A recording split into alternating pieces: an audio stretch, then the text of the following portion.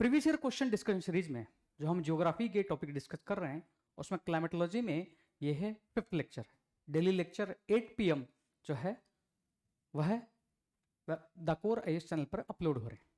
तो देखते हैं क्वेश्चन। इसमें हम देख रहे हैं कि यूपीएससी क्लाइमेटोलॉजी में किस तरह क्लाइमेटिक रीजन के डिस्क्रिप्शन पर जो है क्वेश्चन पूछ रहा है। ये क्वेश्चन है, ईच डे इज मोर और less the same. The morning is clear and bright with a sea breeze.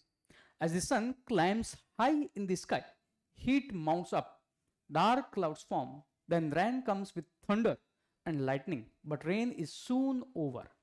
अब इस क्वेश्चन को एक तो हम इस तरह कर सकते हैं, इसका डिस्क्रिप्शन हमने पढ़ा और तुरंत हमें याद आ गया कि यह क्लाइमेटिक डिस्क्रिप्शन किसका है। दूसरा तरीका है कि हम इन ऑप्शन को पढ़ें और उन ऑप्शन को कट करें कि कौन सा यह हो ही नहीं सकता, और यह भी सेकंड वाली टेक्निक भी हमें डेवलप करना है। जिस सवाना को हम इस तरह कर सकते हैं जो हमने पहले भी प्रीवियस लेक्चर में देखा, definite wet and dry condition जो है पूरे साल भर में। अगर ऐसा है तो ईच डे इज मोर और लेस सेम नहीं होगा, सवाना कट हो जाएगा। मेडिटेरियन भी नहीं होगा बिकॉज विंटर में रेनफॉल, समर में रेनफॉल नहीं। ईच डे इज मोर और लेस सेम नहीं होगा। फिर मानसून का जो हमारा एक्सपीरियंस है उससे भी कट कर सकते हैं कि ऐसा नहीं कि दोपहर में बारिश और फिर शाम को सामान्य कंडीशन। हर दिन ऐसा नहीं होता। बचता है क्या है, इक्वेटोरियल। और दूसरा जो हमें पता है कि इक्वेटोरियल क्लाइमेट है क्या, उसके बेसिस पर भी हो सकता है। अब जब हमने ये इक्वेटोरियल क्लाइमेट, यह है 2015 का क्वेश्चन है, अगर यह किया है तो साथ ही हम करते हैं वेजिटेशन, और उसी वेजिटेशन पर जो है यूपीएससी ने 2021 में प्रीलिम्स में क्वेश्चन पूछा है, उसको हम करते हैं। क्वेश्चन है, leaf litre decomposes faster then in any other biome. यहां पर डिकम्पोजिशन रेट क्या है, फास्टर। अब डिकम्पोजिशन रेट फास्टर होती किसमें, कोल्ड क्लाइमेट की वार्म क्लाइमेट। जो हमारा एनवायरमेंट का नॉलेज है, वार्म क्लाइमेट ना कि कोल्ड क्लाइमेट। अगर ऐसा है तो कॉनिफेरस फॉरेस्ट आंसर नहीं होगा, because coniferous forest are in cold climate. फिर क्या है, and as a result the soil surface is often almost bare. अब इस ऑलमोस्ट बेयर से कई बार आप कंफ्यूजन ये हो सकता है कि आपका ट्रॉपिकल रेन फॉरेस्ट नहीं होगा। बट हमने अगर यूपीएससी का 2010 से पहले का, ऑल्दो हम 11 से 21 तक कर रहे हैं और उसी के बेस पर आपको 10 से पहले के भी क्वेश्चन करने हैं, ऑल्दो नो डाउट वहां काफी फैक्चुअल है, बट उन फैक्चुअल से भी कई बार आपको इस तरह के क्वेश्चन सॉल्व होंगे। तो उसमें आपने अगर देखा होगा तो उसमें यह है कि सॉइल जो है इक्वेटोरियल रेन फॉरेस्ट की वो फर्टाइल है कि नहीं है। फर्टाइल नहीं है क्योंकि लीचिंग होती है। बट अगर आप ट्रॉपिकल रेन फॉरेस्ट पढ़ते हो तो आपको यह लगेगा कि यहां पर सघन वन है तो सॉइल यहां फर्टाइल होनी चाहिए। तो अगर वह आप सोचते हो तो यह आप यहां से इसको ट्रॉपिकल रेन फॉरेस्ट को भी हटा दो, बट आपका वह नॉलेज क्या है, रॉन्ग है। और अगर आप ऐसा करते भी हो तब भी आपको फिर आगे बढ़ना है। Apart from trees the vegetation is largely composed of plants forms that reach up into the canopy vicariously by climbing the trees or growing as epiphytes rooted on the upper branches of the trees. This is the most likely description of। अब epiphytes जो है और canopy जो है विशेषता है किसकी, equatorial rain forest की।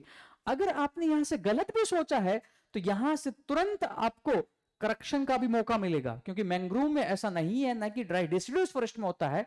तो आंसर डी, क्योंकि यह जिसे मैंने सोचा, बिकॉज इस तरह हम जो प्रीवियस ईयर क्वेश्चन डिस्कस कर रहे हैं वो उस तरह कर रहे हैं कि एग्जाम में हमारी थिंकिंग क्या बनती है, एग्जाम में हम क्या सोच रहे हैं। बिकॉज जो आप पढ़ते हो वो एक तरफ और वो 2 आवर्स एक तरफ, वो 2 आवर्स पर आप कंट्रोल कैसे करते हो, थिंकिंग को राइट अलाइन कैसे करते हो, वह आपको सोचना है। और इसी तरह से हम ये पीवाईक्यू जो है उस डिस्कशन को कर रहे हैं। पीवाईक्यू करने का यह मतलब नहीं है कि हमें इन क्वेश्चंस को रटना है, अपितु जो हमारे थॉट में चलेगा, हम क्या सोच सकते हैं, क्या सोचकर गलत कर सकते हैं, उस सोच को जो है करेक्ट कैसे करना है, अपने आप को अलाइन कैसे करना है, अपने आप जो प्रेशर है वो रीच कैसे करना है एग्जाम में काम एंड कूल कैसे रहना है, वो हमें सीखना है इन प्रीवियस ईयर क्वेश्चन से।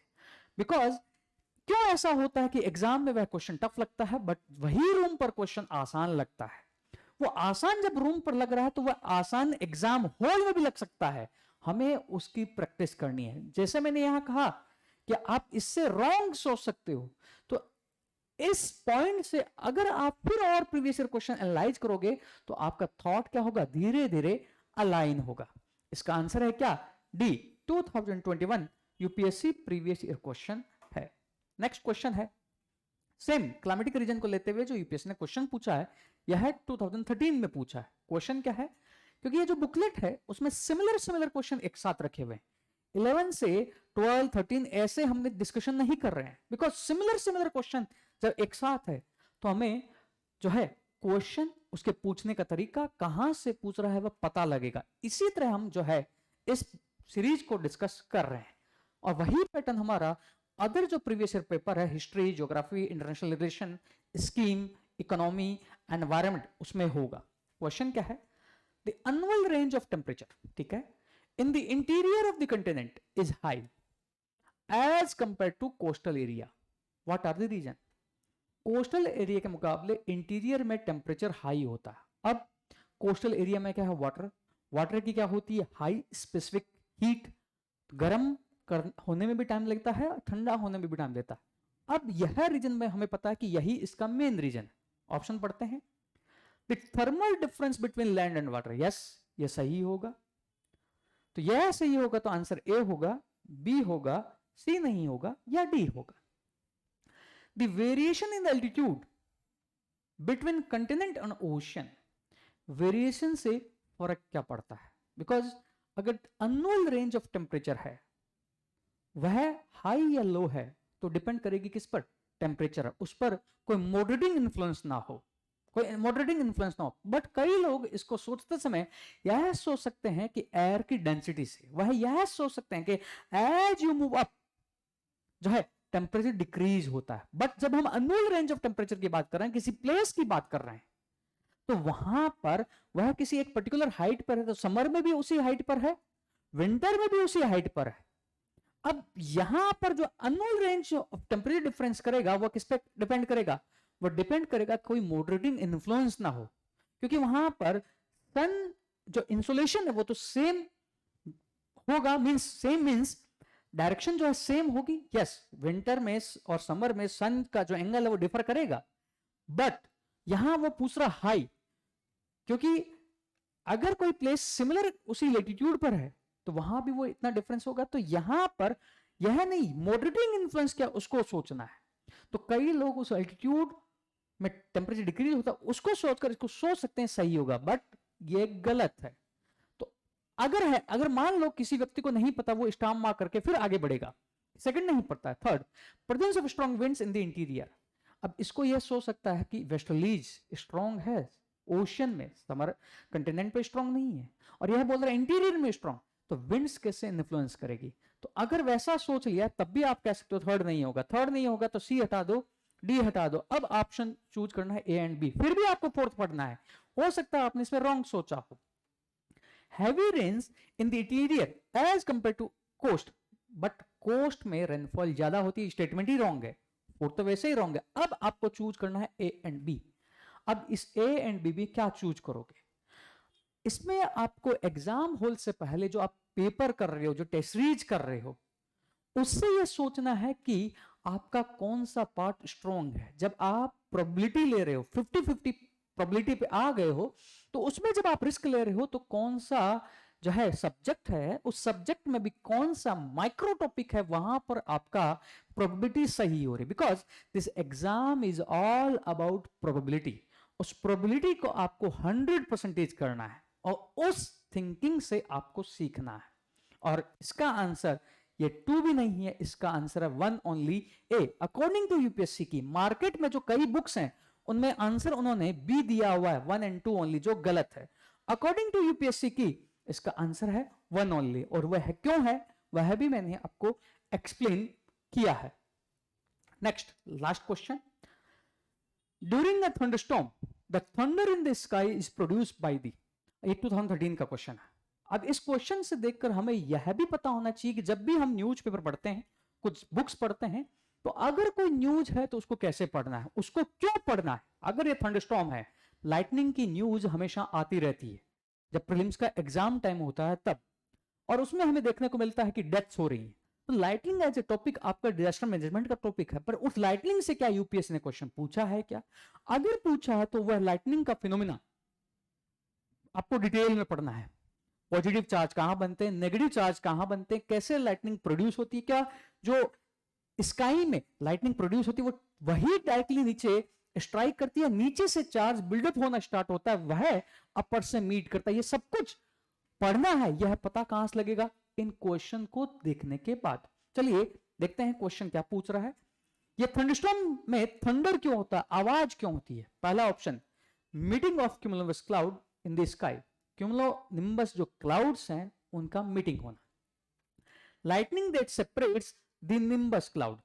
अब यहां पर यह भी सोच सकते हो, एक जगह मीटिंग बोल रहा है, एक जगह सेपरेशन बोल रहा है, तो अगर यह होगा तो यह नहीं होगा, यह होगा तो यह नहीं होगा, तो 1 और 2 जहां साथ में वो ऑप्शन नहीं होगा। बट ऐसा नहीं है। इस तरह की थिंकिंग कई बार आपके पास आएगी जहां कॉन्ट्राडिक्टरी स्टेटमेंट मिलेंगे।